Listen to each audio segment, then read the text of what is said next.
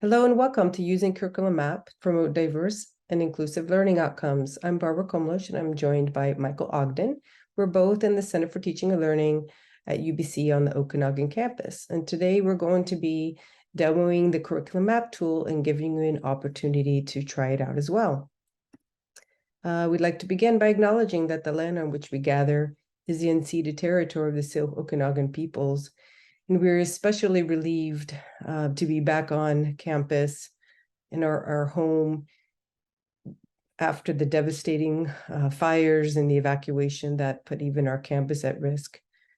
And we are in the administration building looking down on this artwork that we lovingly call the story poles that the Syilx artist created as like a symbolic frame to help students build their skills and enhance their journey in their life and their studies. And so similarly today, we're going to be looking at a framework to help instructors think about learning and building learning and assessing learning to help students also in their journey in that way in their courses. We're going to do our outline or? Yeah, absolutely. So this is just a brief outline of what we're going over today. We're just going to have a background and some pedagogical motivation that we have Barbie here for. And then we're going to be going into an overview of the curriculum map and then looking at a demo of the project, as well as actually doing some workshopping. We sent out an email to everybody based on the email that registered for this workshop with. And we actually set you up with a course in the curriculum map right now. We don't expect everybody to work on a course. We're hoping that some people can pair up and we will work that out in the Zoom call in just a little bit. But yeah, just please let us know if you run into any issues, or if you do run into any issues, we'll be happy to help. And then after that, we'll wrap up and summarize and have some question and answers.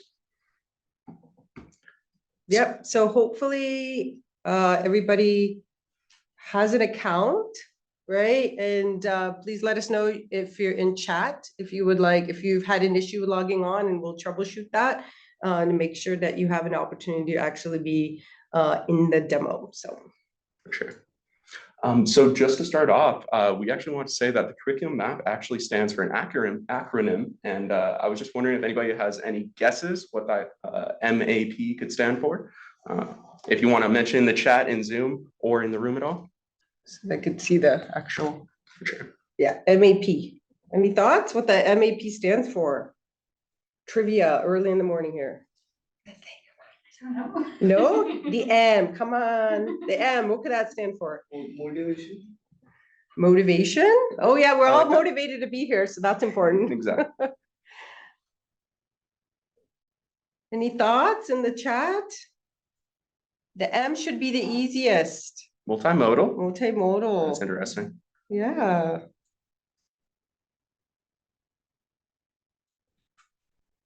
We are mapping.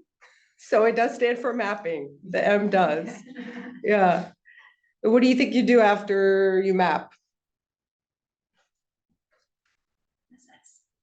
Assess or analyze. Yeah. Okay. And then you have your Program.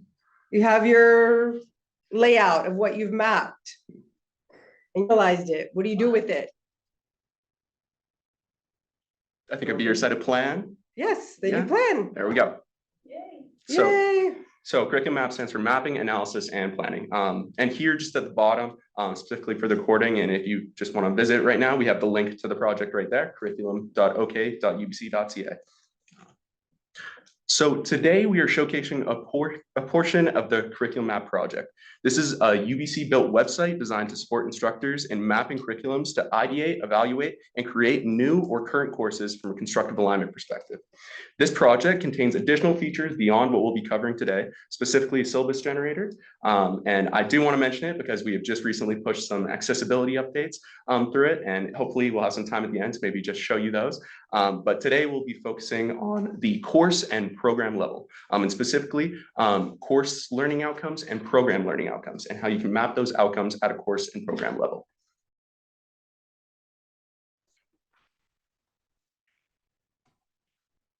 To begin, I would like to acknowledge the contributors to this project. Various UBC undergraduate students developed this project over the last 2 years, and they're shown here on screen. Alongside that, this project has been led and overseen by Laura Prada and Bowen Huey. And I, Michael Ogden, am the current sole developer on the team, and we are looking for more support and hoping to build a team soon. I've enjoyed supporting this project for the last 12 months. So yeah. Great. So maybe you're thinking, why do we need a curriculum mapping tool? Why did we invest time and people, resources to do this? So this is taken from the curriculum map website. But curriculum mapping isn't new. It's been around for at least a decade, I would say more, because it really is tied to learning outcomes, and learning outcomes have been talking about those since the 1990s to different degrees. But perhaps you have seen where people are mapping using Excel and different charts and building their own visualizations of what their curriculum looks like. What could be time consuming, not everybody has those resources, or maybe the time that they want to invest in doing it that way.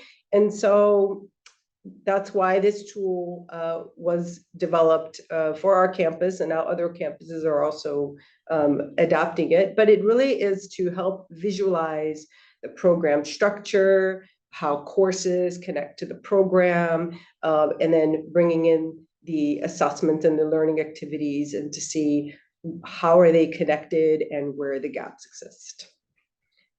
Okay, so that's the why. Yep. All right, so uses for curriculum map. I mean, maybe you came here with a specific need or mandate you might perceive in mind. So maybe it's like, okay, for quality assurance or program review, I've been told that this is the tool that I should be using. But perhaps your program is involved in redesigning its program, looking at how courses are connecting to the program. Maybe there's an opportunity also to design a new program or to add a concentration, and you're thinking, how will that fit with the number of credits and all those different things. So having a visual tool can be really helpful. Someone shared with me recently that faculty is using this tool for an assessment inventory, find out what are all the different assessments that we're using across our program. Oh, we're calling that this, we're calling that, maybe that's a narrative, but you're calling it a narrative essay. Oh, is that the same thing? So how many assessments are we really using, to get a sense of that? So that could be an aspect of how you might use curriculum map. Student advising, you might be like, oh, let me show you our program and what's coming up next for you in your next term, in your next year, how these courses connect. And it could be that you develop, you have your map and you realize, oh, I need a plan for hire. So you could use this to justify of like, look, this is really important in our program. We don't have anybody specialized to teach these courses that we want to develop to fill in that gap, to meet that outcome that's important for our program. If you are hiring new instructors, faculty, you bring them in and you give them an overview, that really helps them understand what they're teaching, how that connects to everything else. Industry partners, community members, to share with them, like, this is our program, could be also very helpful. And then using that to market on your website, to have an understanding. So many different uses, I think, for curriculum map. And this is not even touching on the syllabus generator that Michael mentioned. Yeah. So just a tiny bit of theory. This was developed thinking about backward design. I mentioned, we're talking about program learning outcomes and course learning outcomes. And, John Biggs came up with, we'll talk about constructive alignment in just a little bit. But with backward design, when we're talking about learning outcomes, we're starting with what we would like our students to be able to do by the time they finish a program or a course. So we're starting with that target, right, in mind. And then we're saying, okay, we need to check, before they finish, before the course ends, before they graduate, that they have at different points met those outcomes and to different degrees. And so then we focus on the assessments, right? But we can't just assess them. We have to give them opportunities to practice what we're going to assess them on and engage with one another and work independently, perhaps in the community, to learn those skills and those areas of knowledge. And so even when Michael's going to be demoing curriculum map, you'll see that flow. That's why you start with uploading your learning outcomes.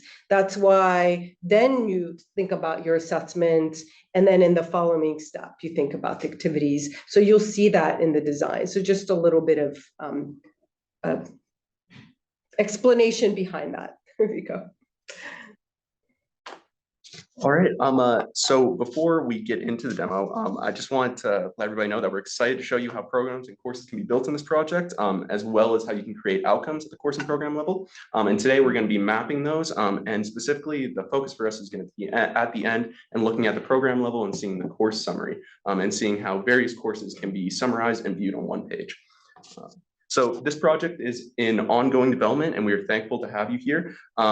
And we would be happy if you could provide any feedback, and we'd really appreciate it. And we'll have time at the end for a discussion and any questions. But if you have any questions during the demo, please feel free to raise your hand or put any questions in the chat.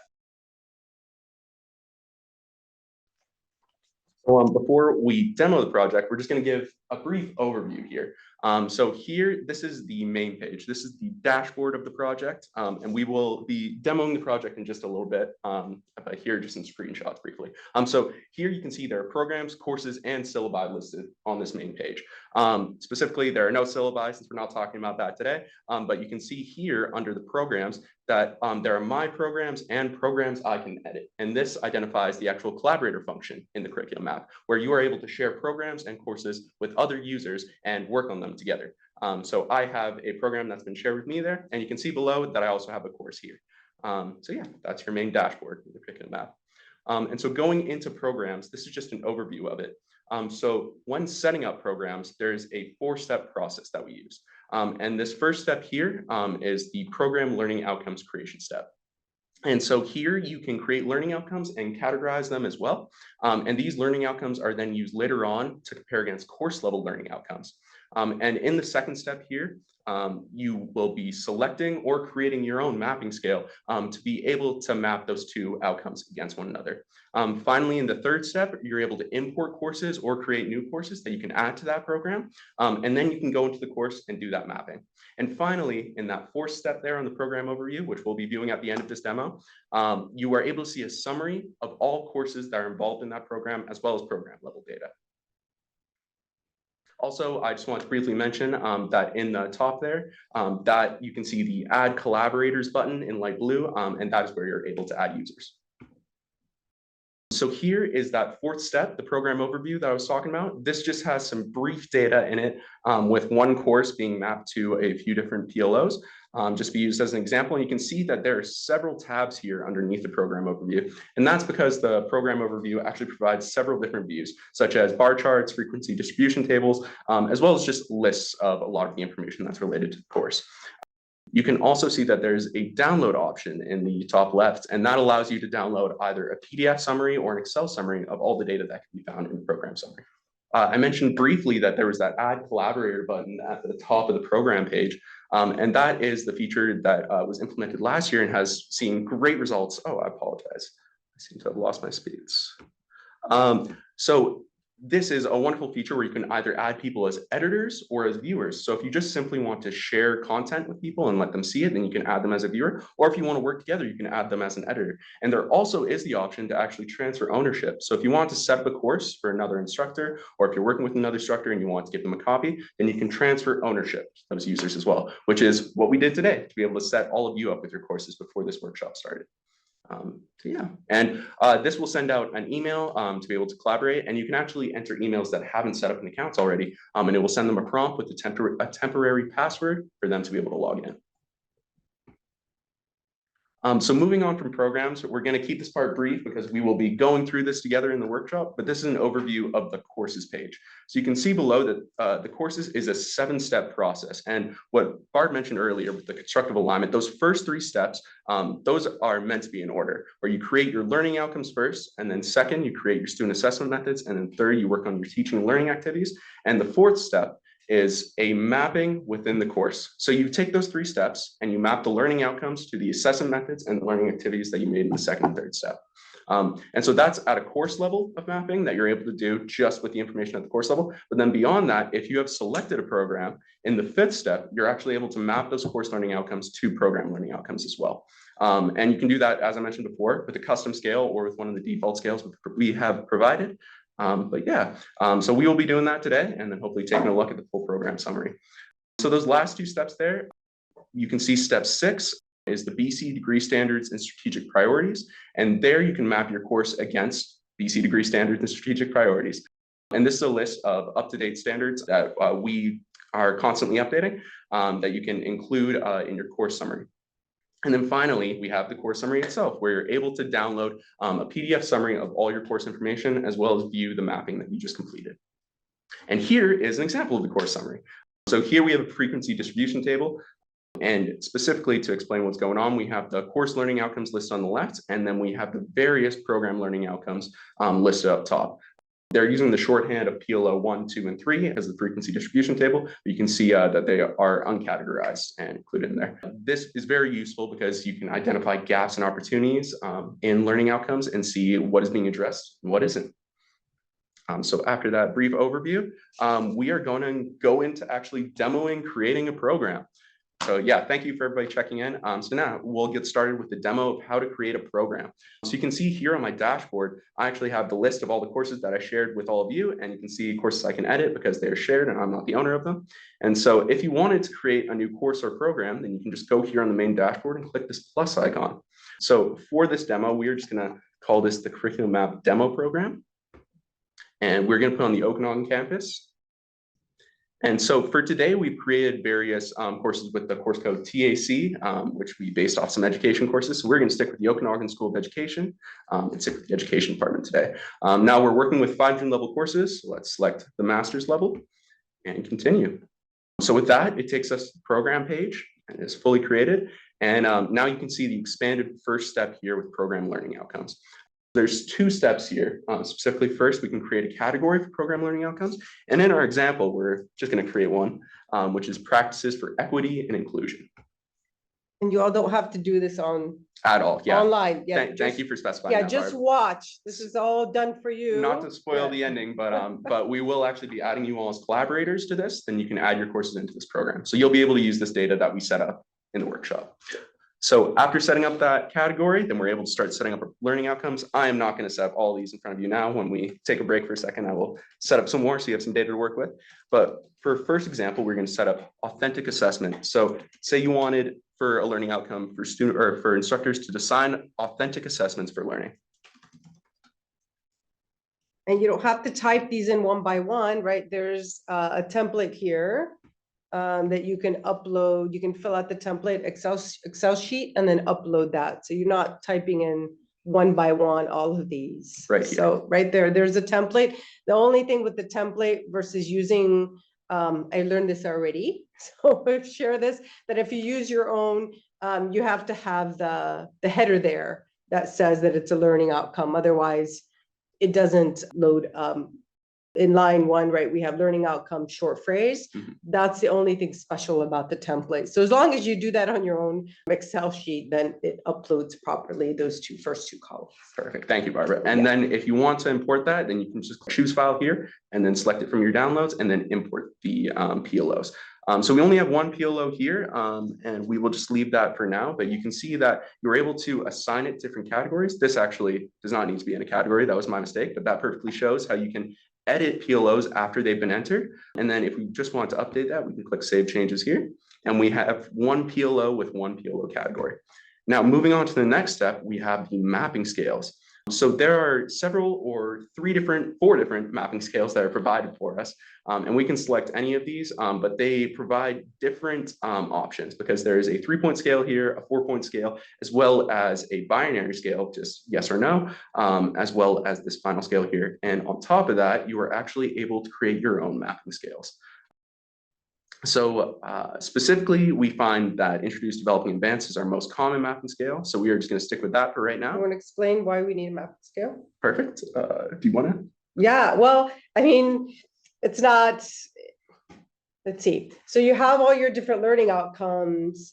And so if we use the example of like Introduce, Developing, Advanced, a certain course may be introducing a learning outcome because it's going to be a new concept at that level. But there could be another learning outcome that they've already been introduced in another class. So then, oh yes, in this class, they're really working on developing. But there could be maybe a few other outcomes that, oh, we're already really diving into these outcomes in an advanced level. And so I know we're focusing on them at the advanced level. So per learning outcome, you'll be able to map, that's what you're doing, is saying to what degree are we focusing on these learning outcomes. And it could be that you say, oh, you know what, in this course, not focusing on this learning outcome at all. So that's also a choice. And Laura is also going to chime in and explain that for us or have a comment. Yes, Laura. Thank you. I just wanted to add that this is really one of those aspects of the mapping, planning, and analysis that really deserves a conversation with your team.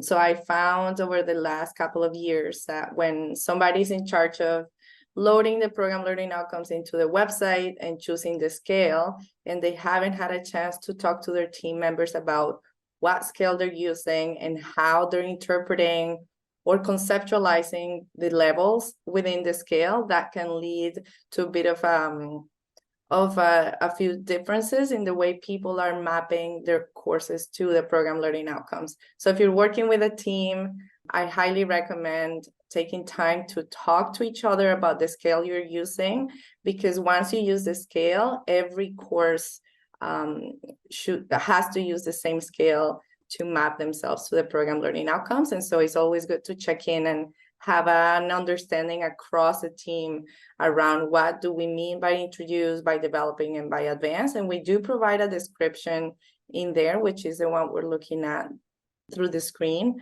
but it's just good to check in, again, based on experience so far. Thank you, Laura. And I would like to add that certain faculties and schools that maybe that conversation has already happened and they've already decided. I think Faculty of Science is using this Introduced, Developing, Advanced.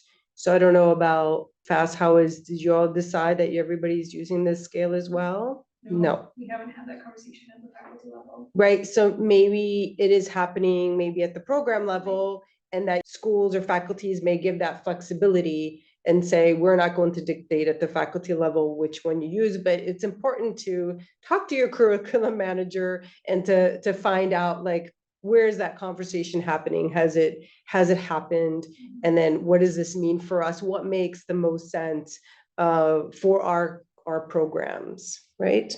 So thank you. Yeah, I thought that was important to, like, where are these scales and how do I decide what to use? And it's almost a whole other, conversation, but yeah. Cool. Well, thank you. Appreciate that. Step 2 is where you select your mapping scale. And then moving on from that, we can actually see how we're going to be using these mapping scales. So on step 3 here, this is where you import your courses or you're able to create a new course to add to a program.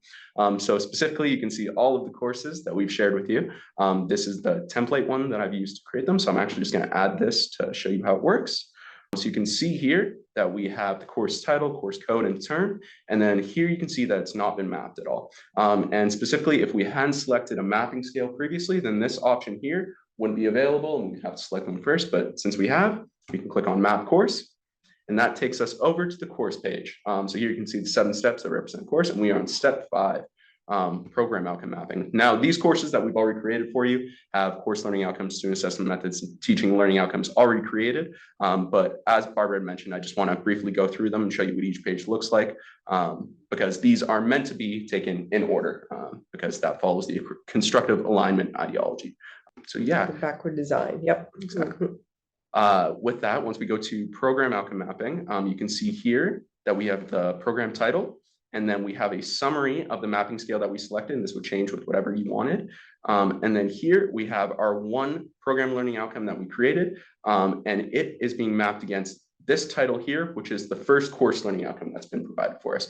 And we can select an option and then move on to the next, select, and we won't go through all of these right now. We'll just save our options for now. So again, just, Michael's choosing, is this outcome that I'm mapping, is it at the developing, are we looking at this at the introductory, developing, or advanced level?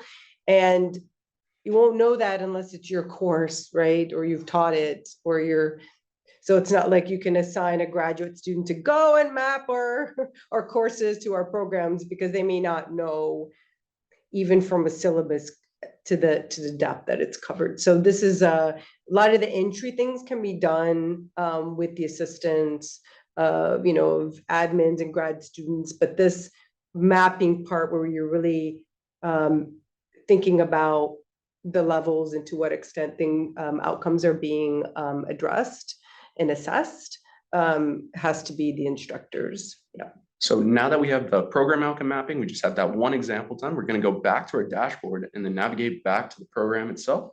And now we're going to view that final step, program overview page. Now you can see here, we only have one of each shown because there's only been one course mapped. Actually, there's four here. We had four options that were selected. The option selected NA. And so you can see that this only summarizes one course, but if we had multiple courses connected, then it would be compiling all of that information. And specifically, I also wanted to show here what the download function looks like. So when you go to download, you have the option of either PDF or Excel. And we also have a second option that pops up after you select the PDF option, which allows you to only select certain parts of the summary. So you can exclude certain bar charts, or you can include only the frequency distribution table. We're just going to include everything to show you first. Wait for that download. Now we also have the option to download in Excel format, but we have seen some issues with that in certain browsers. So you can see here, we recommend only using it with Chrome and Firefox. And currently I'm in Edge, so I'm just not going to demonstrate that right now. But here is the program level summary, just with very little data right now, but just to give you an overview of what it looks like. Yeah. So that is the end of program creation. We are going to be coming back to this once we separate courses. But with that, I just also wanted to, actually, no, I think that is everything for the demo. So with that, I would like to check in with everybody. Hopefully we have some people online that are wanting to set up with the workshop and work on their courses as well. But if you would like to just maybe chat together and see who has their actual courses ready to go and start working, I'm just going to add all of you as collaborators into the program right now. Laura, yes. Just a quick question. Will you have a chance to show the BC standards as well? Yeah, absolutely. I mean, if you would like to, we can go over it right now. If you don't mind, because I mean, I don't know who's in the room, but if they are preparing for a program review, that would make their life easier if they choose to do their mapping here. Absolutely. Degree standards. Thank you. Perfect. Well, yeah, I'd be happy to go over this. So you can see here in one of the courses that we have set up. So this is set specifically, this scale is always used on this page, but you can see that we have the various BC degree standards that have been provided by the Ministry of Post-Secondary Education and Future Skills. And this is an up-to-date list. We very much try and stay on top of that. And you can see here that you're able to map that the exact same way as we were able to map the other PLOs. But I would just like to mention that this doesn't use custom mapping scales. This uses that introduced, developing, advanced scale. And beyond that, we also have the strategic priorities provided by UBC here and the ministry. And so there are a few different examples, specifically mandate by the ministry. You can see here, labor market top skills and demand, low, a lot more resources. And now when you include any of these, let's just scroll up and say, let's include this strategy number 2 here. When we save this, then in our course summary, these resources will be listed. And so you can include all these courses or all this information, all these resources in your course summary with just a few simple clicks. Is there anything else you want to add, Laura? Or?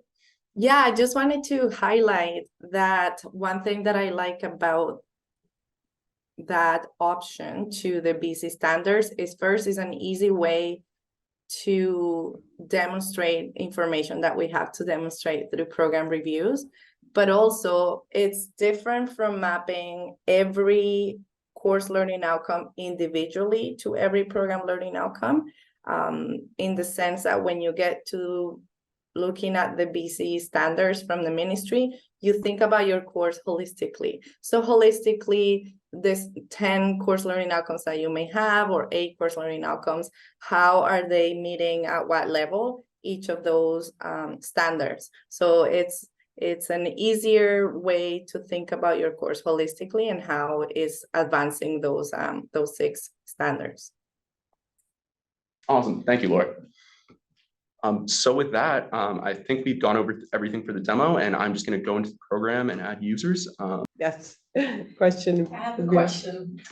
First of all, thank you for a fantastic presentation, and it truly shows the tremendous amount of work that's gone into putting this together and how a course can holistically plug into learning outcomes on a bigger scale. The one thing that I'm really curious about is what is the thinking around just-in-time support? So if somebody is using this tool and they need help, it's their first time, is there a help feature in the software that's just in time, or what does the process look like? Is there a ticket? I'd be happy to answer that. So currently we don't have any just-in-time support just because we don't have anybody dedicated to just support, but I am handling most of that support. And so we currently have in our FAQ, we have the recommendation to route any of that to the CTL help desk. So specifically that's ctl.helpdesk@ubc.ca. And just any request for the curriculum map, whether it's support or just general questions, can go to that support desk, and we'll be able to address that. Now, sadly, that won't be immediate just-in-time support, but the help desk has been pretty fluid and can answer questions pretty fast. So it is relatively just-in-time. Yeah, thanks. Okay, Let's thank you Laura that. for. And I see there's some FAQ. There's an FAQ page on yeah. the website, but also when you are within curriculum map, there are some question marks. So maybe we'll point that out. That if you click on that, if you're like, what is a mapping scale or whatever, you click on the question mark, it'll pop up, and we have some GIFs in there as well, like some images. We're working on some videos, but yeah, so there will be more support there. Yeah, Justin. Hey, good morning. Thanks for the great demo. I had a couple quick questions on the order of creating things. I see there's a program. Is it generally advisable to create a program first, or is it advisable to kind of create your first course and then add it to a program, and create the program when you're at that step 5? Yeah, it's a good question. I think it's I mean, it's going to be up to the program where you are. I mean, it could be that some faculty members are really excited about using the syllabus generator, and you can't really generate. I mean, it makes sense sometimes, like I'm going to put in my course and then I'm going to generate my syllabus, but it could be that the program hasn't developed their program yet within curriculum map, but you don't have to necessarily map that course yet, and you can wait, right? So it kind of depends on where the program or the unit is with using curriculum map. We're just excited that people jump in wherever they're at, right, and use it. So I don't know. That's my take on it. I don't know if Laura or Michael have other takes, but we're just like, just use it when you're ready.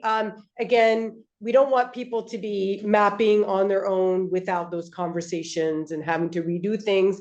Also, maybe you're putting in a course that you don't realize that's already been put in curriculum map that's was taught 2 years ago and you didn't realize. So it's good to because the accounts are separate, they're not connected, you won't be able to find it.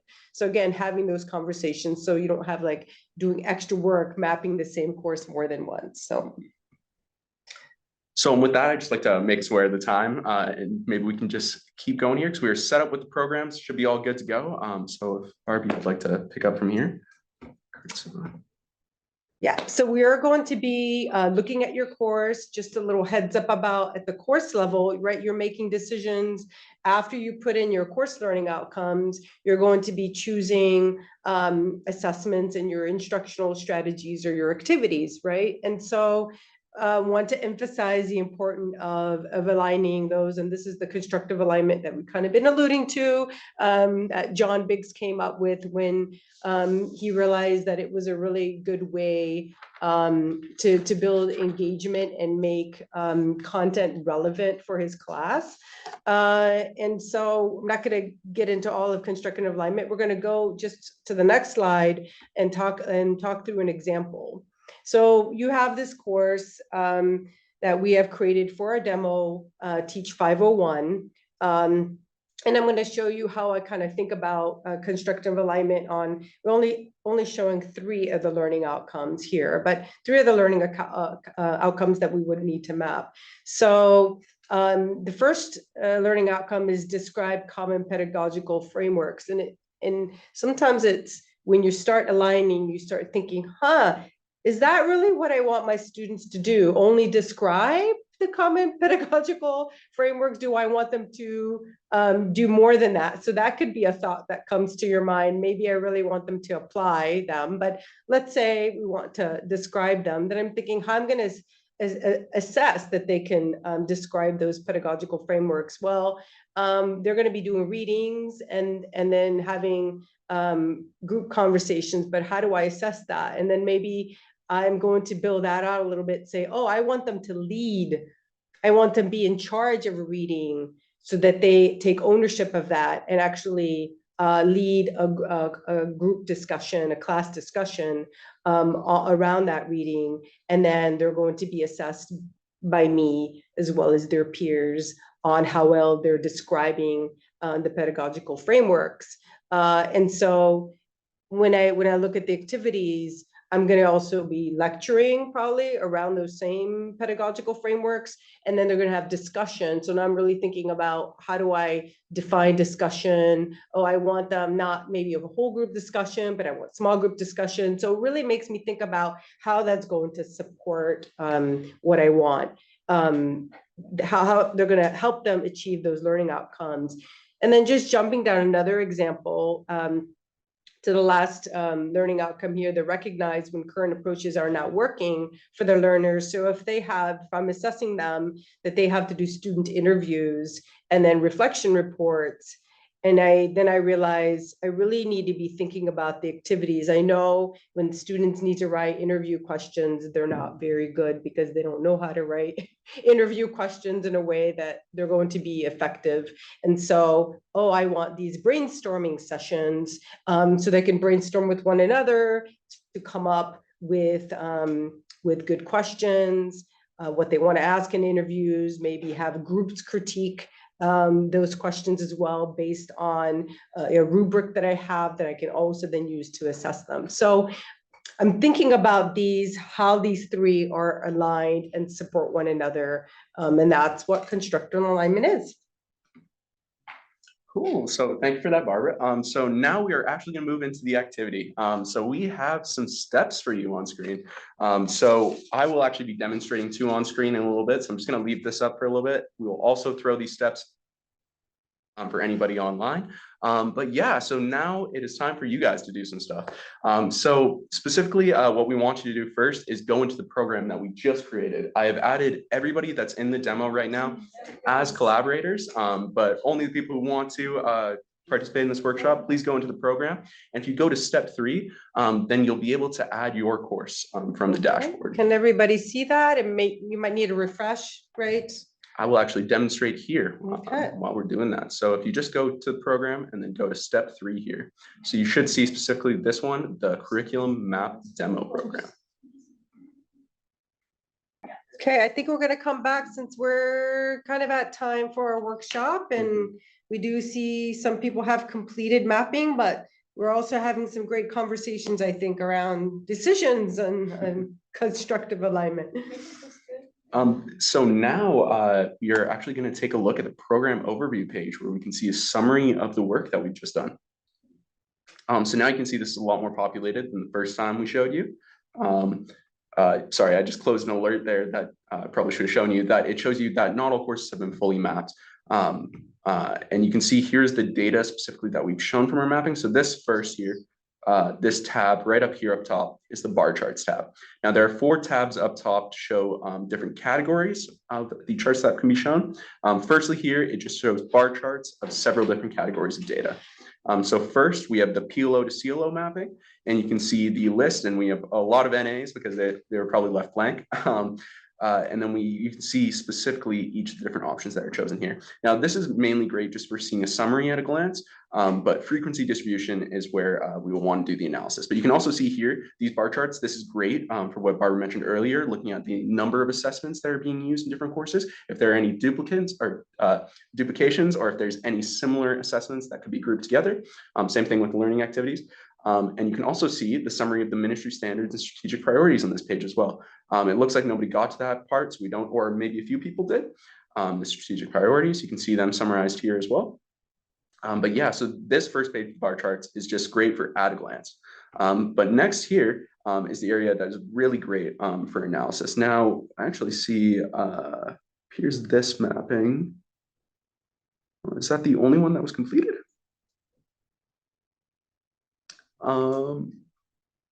Yeah, so I guess we didn't check if, has everybody or anybody finished step 5, I guess, of the program outcome mapping? We haven't. I think they didn't get that far. Okay, so no worries. Laura's saying there's also another demo on the landing website. Do we want to Perfect. show that if that's complete? Not sure where to find that. No, okay, all right. Oh, actually here, I believe I know what she's talking about. Here, yes, absolutely. Thank you for mentioning that, Laura. I will throw this link here down in the chat here. Yeah, so those of you in the room, if you go to how to curriculum map, there's a demo, Just on the main dashboard a page demo here. video there as well. Thank you for that, Laura. So yes, going back to the program summary here.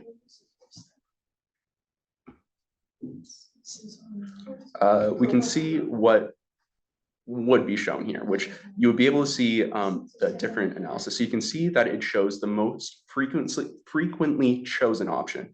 So you can see for all of these, it's showing NA, but for this one, the mapping was completed and they selected I, but NA is still the most popular option.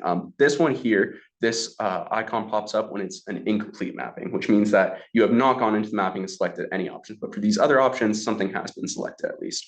And you can see here, we won't be able to see the data now to analyze since we don't have many options, but we can still look at the different categorizations. You can split these up on different levels or required or non-required. Yeah.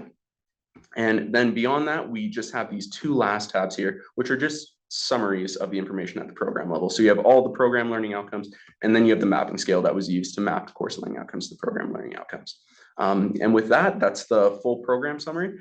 And once again, here you can see that we can download a summary and choose what options we want to choose. And we'll see that pop up in our PDF summary.